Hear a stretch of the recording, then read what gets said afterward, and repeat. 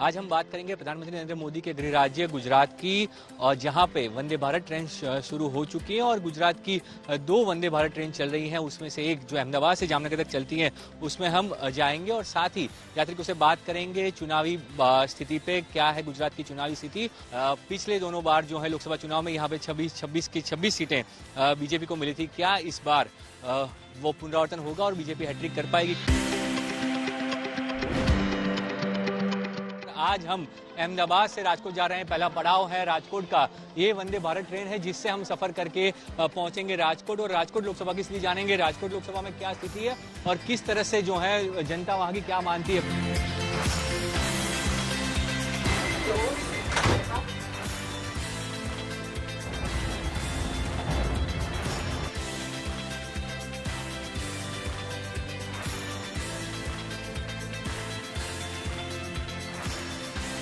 आज तक की चुनाव एक्सप्रेस वंदे भारत एक्सप्रेस जो है राजकोट की ओर धीरे धीरे आगे बढ़ रही है, और साथ ही राजकोट की जनता का भी मूड जानेंगे आने वाले लोकसभा चुनाव के लिए। पर उससे पहले जिन यात्रियों के साथ हम सफर कर रहे हैं उनका भी मूड जानेंगे, वो क्या मानते हैं, किस तरह से देश आगे बढ़ रहा है 2024 के चुनाव के लेके। और ये जो सभी यात्री हैं कि जो अपने गंतव्य स्थानों पर जा रहे हैं उनसे बात करेंगे किस तरह से वो देखते हैं आने वाले चुनावों को। और तो जो सरकार चल रही है वही सरकार आएगी।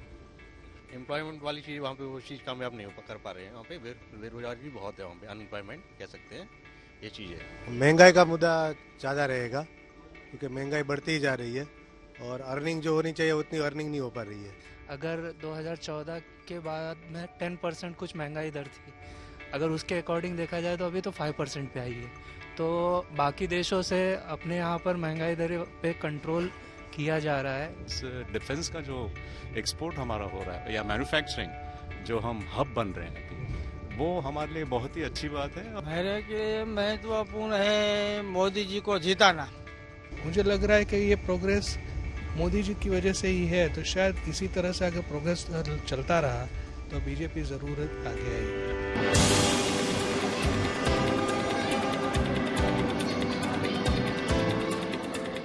वंदे भारत एक्सप्रेस से 3 घंटे का सफर तय करके हम पहुंच चुके हैं राजकोट। राजकोट जो कि सौराष्ट्र का एंट्री गेट है, यहीं से सौराष्ट्र की शुरुआत होती है जो गुजरात का सबसे बड़ा भूभाग है। तो वैसे ही राजकोट जाना जाता है अपने जो 1 से 4 बंद रहता है। कहा जाता है कि राजकोट दोपहर 1 से 4 बंद रहता है। इसका जिक्र खुद सुप्रीम कोर्ट के चीफ जस्टिस ने अपने संबोधन में किया था, जो कुछ दिन पहले राजकोट के मेहमान बने थे। उसी राजकोट में उसकी जनता से जानेंगे कि उनके सांसद ने कितना काम किया और आने वाले चुनाव में वो यहाँ पे किस पार्टी को मजबूती से देखते हैं, किस तरह का काम रहा है और किसकी सरकार वो चाहते हैं।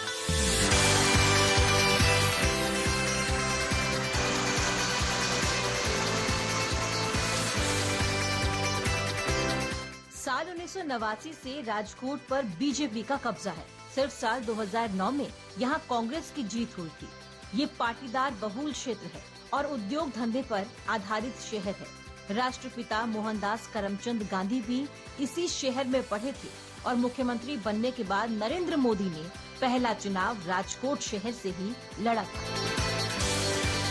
यहाँ पहुंचकर हमने राजकोट की रात का अलग ही अंदाज देखा। रात के 11:30 बज चुके हैं और हम हैं रंगीला राजकोट में, जहां पे कहा जाता है कि नाइट लाइफ नहीं है, नाइट क्लबों का कल्चर नहीं है, पर रात की बैठकें होती है चाय के साथ। जैसे दिन की शुरुआत चाय के साथ होती है, ठीक वैसे ही रात की बैठकों भी जो है वो चाय पे दिखती हैं। ये यहाँ पे ये हम कालावाड़ रोड पे हैं और कहा जाता है कि यहाँ पे रात में लोग जो हैं आते हैं, बैठकें होती हैं, चाय नाश्ता होता है। राजकोट लोकसभा सीट 2014 में बीजेपी के मोहन कुंडारिया सांसद, 2009 में कांग्रेस के कुंवर जी भाई बावलिया की जीत हुई थी। इस लोकसभा क्षेत्र की सभी 7 सीटें बीजेपी के पास हैं। मोहन कुंडारिया यहाँ से मेंबर ऑफ पार्लियामेंट है लोकसभा में, और राज्यसभा में जी रामजी भाई मोकरिया है यहाँ से मेंबर ऑफ पार्लियामेंट। दिखते काम भी करते दिखता तो है और काम किया भी है। पर्टिकुलर एक एमपी की बात नहीं करेंगे, मगर राजकोट से जो विजय भाई सीएम जब बने थे तब उन्होंने राजकोट को अनगिनत चीजें भेंट के स्वरूप में दी। अभी थोड़े टाइम पहले ही एक यूनिवर्सिटी में ड्रग्स है, वो जो गांजा जो बोलते हैं उसके जो है वो खेती हुई है। वो मुद्दे वो सरकार के सामने है, पर अभी भी उसमें एक्शन नहीं लिया जाए। यहाँ पे गली नुक्कड़ पे जैसे वो पान की टपरी होती है वैसे दारू बिक रहा है।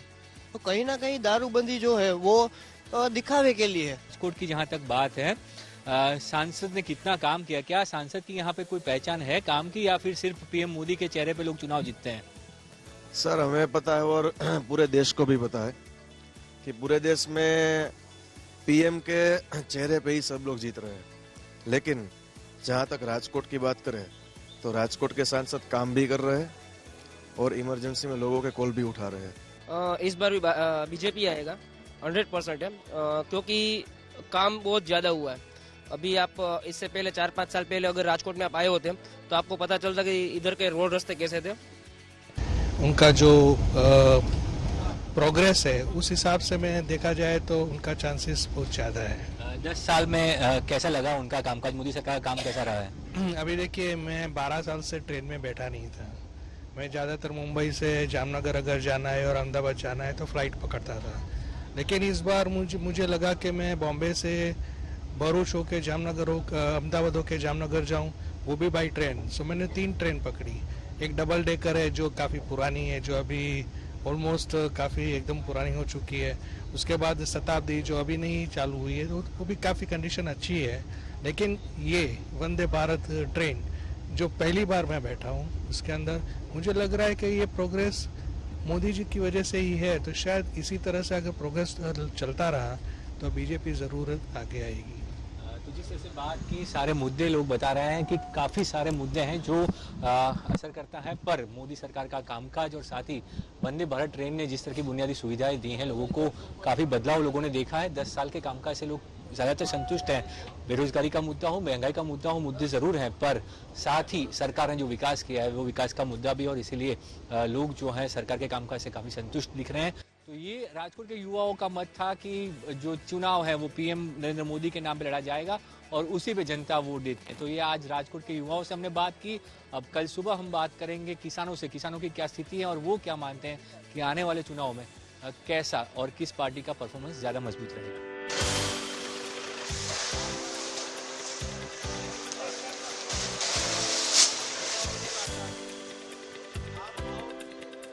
आज तक की चुनाव एक्सप्रेस वंदे भारत से होते हुए राजकोट पहुंची है। हमने युवाओं से बात की और अब जिस तरह से आप देख रहे हैं, ये मूंगफली जो है सबसे ज़्यादा उसका जो उत्पाद होता है और सबसे ज़्यादा मूंगफली का तेल जहां पे बनता है वो राजकोट में हम हैं। और राजकोट के किसानों के क्या मुद्दे हैं वो बात करेंगे। राजकोट के कुछ किसान अग्रणी हमारे साथ हैं। अभी तो जो हम बात करने चाहते हैं वो बात यही है कि जो अभी देश में सरकार चल रही है बढ़िया और अच्छी सरकार चल रही है, लेकिन जो किसानों को जो प्रॉब्लम हो रहा है उस पर खास ध्यान देना चाहिए। बिजली जो कम मिल रही है गुजरात में 8 घंटे मिल रही है, वो ज़्यादा मिलनी चाहिए। खेतीबाड़ी में बहुत से अधिकारी है, वो किसान के खेत पर जाए, उसकी लागत क्या पड़ती है वो तो अभ्यास करें। उसके बाद एपीएमसी में भाव तय होना चाहिए, तभी खेडूत का चेहरा लाल दिखेगा, वरना तो खेडूत तो थप्पड़ मार के ही लाल अपना रखना चाहते ही है। उनको अच्छी फसल का जो है अच्छी उपज का अच्छा भाव मिले और एक अच्छा भाव तय किसानों को मिले, ताकि किसानों को जब फायदा होगा तो देश को ही कहीं आर्थिक अर्थव्यवस्था जो है वो कभी भी डगमगाएगी नहीं। इस तरह से किसानों की जनस का भाव नहीं बढ़ रहा है, इसी हिसाब से किसान के लड़के लोग भी खेतीबाड़ी करना नहीं चाहते। जो स्थिति है, मुद्दे काफ़ी सारे हैं। पानी का मुद्दा हो, बिजली का मुद्दा हो, खाद का मुद्दा हो। कुछ किसान मध्य प्रदेश से भी आए थे, उन्होंने भी बात की कि वहाँ पे भी ये दिक्कत आई है। तो सरकार के कामकाज से वो खुश दिख रहे हैं, पर अभी और ज़रूरत है किसानों को मदद करने की, ऐसी उनकी गुहार है। और वो आशा रख रहे हैं कि सरकार, आने वाली जो सरकार है वो उनकी बात सुने। आज तक की चुनाव एक्सप्रेस वंदे भारत एक्सप्रेस में हमने राजकोट की जनता का मूड जाना, राजकोट की जनता क्या मानती है वो जाना। और अब हम चलते हैं हमारे अगले मुकाम की ओर। राजकोट से वंदे भारत ट्रेन में बैठकर हम चलेंगे जामनगर। 1 घंटे का रास्ता है, 1 घंटे में जनता का भी मूड जानेंगे और साथ ही जामनगर की जनता अपने सांसद के बारे में क्या मानती है और किस तरह की स्थिति है वो भी बात करेंगे जामनगर पहुंचने के बाद।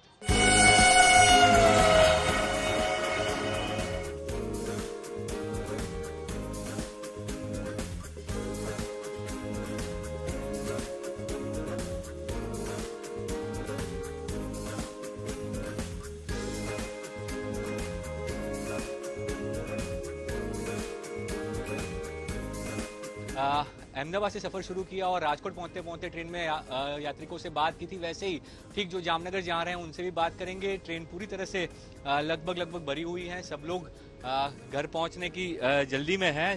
चुनाव में तो मोदी जी है, अभी भाजपा ही है। इतना सब विकास कभी देखा नहीं था हमने पहले।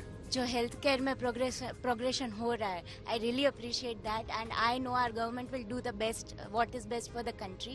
राम मंदिर का मुद्दा है सबसे पहले तो, वो मेन है।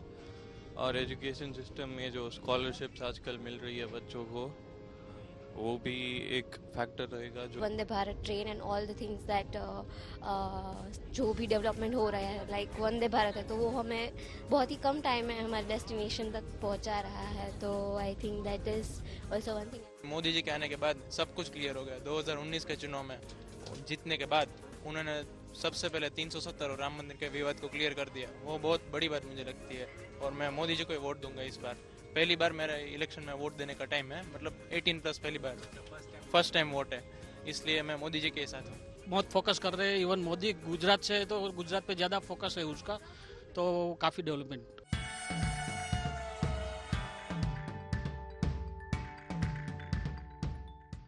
जामनगर लोकसभा सीट 2014 में बीजेपी की पूनम माडम ने कांग्रेस के विक्रम भाई माडम को हराया। 2019 में भी बीजेपी की पूनम माडम की जीत हुई। उन्होंने कांग्रेस के मुरू भाई कंदोरिया को हराया। जामनगर की 7 विधानसभा सीटों में 6 पर बीजेपी और 1 पर आम आदमी पार्टी का कब्जा है। आज तक की चुनाव एक्सप्रेस पूरे विश्व में ब्रास सिटी के नाम से मशहूर जामनगर में पहुंची है। जामनगर जो है वो ब्रास सिटी के तौर पे जाना जाता है पूरी दुनिया में, क्योंकि सिर्फ जामनगर जो है वो अकेला शहर है कि जो दुनिया की 3% जो जरूरत है ब्रास की वो पूरी करता है।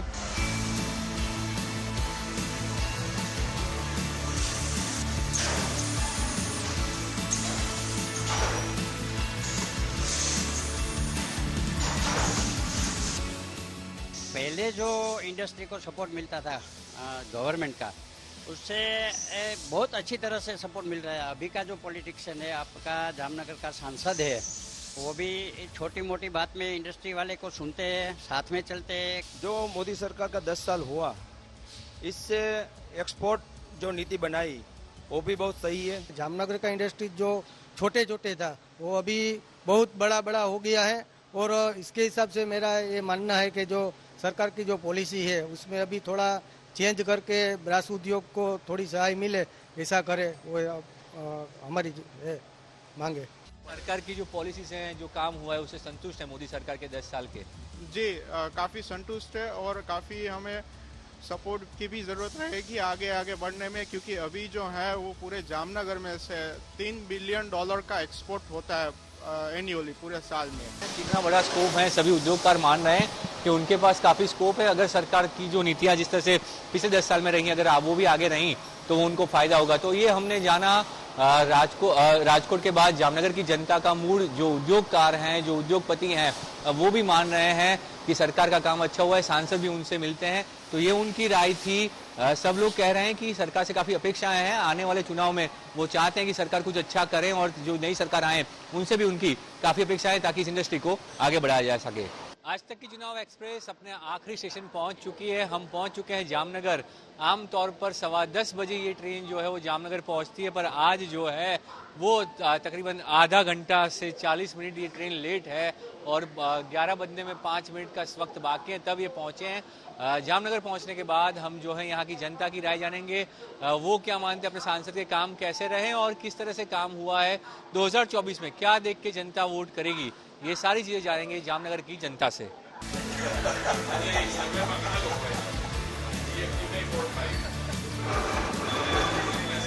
जामनगर में रात को 12 बजने को है, पर ये माहौल देख के लगता नहीं कहीं पर भी कि 12 बजे। और ये जामनगर जो शहर है, शहर में लोग घूमते हैं और ये पंचवटी इलाका है जहाँ पे हम एक शॉप में आए जहाँ पे सब लोग इकट्ठा हुए हैं। उनसे बात करेंगे, जानेंगे जामनगर लोकसभा की क्या स्थिति है।